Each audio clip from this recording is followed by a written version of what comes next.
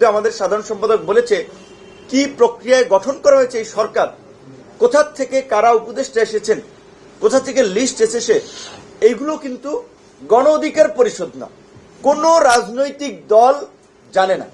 রাজনৈতিক দল না, আপনারা নিউ এজের সম্পাদক জনাব নুরুল কবির সাহেবের সাথে প্রধান উপদেষ্টার ইন্টারভিউ শুনেছেন। তিনি কি বলেছিলেন, তার কাছে একটা তালিকা ধরিয়ে দেওয়া হয়েছে, তিনি যাদেরকে যাদেরকে চীনের একমত হয়েছেন। এই তালিকাটা কোথা থেকে আসলো এটা কিন্তু আমরা কেউ জানি না। তারপরেও দেশ এবং জাতির বৃহত্তর স্বার্থে আমরা সরকারকে সমর্থন দিয়েছিলাম দেশকে সংকট থেকে উত্তরণের জন্য।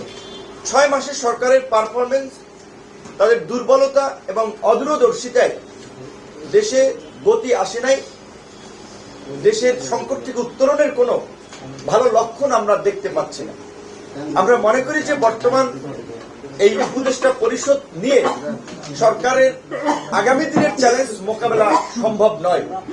উপদেষ্টা পরিষদের পুনর্গঠন প্রয়োজন এবং সরকার যে শুরুতে ভুল করেছে, গণ অভ্যুত্থানের অংশীজন এবং রাজনৈতিক প্রতিনিধিত্ব সরকারে না রেখে আমরা সরকারকে অনুরোধ করব মেজর পলিটিক্যাল পার্টিগুলোর সাথে আলাপ করে অতি দ্রুত সময়ের মধ্যে এই সরকারের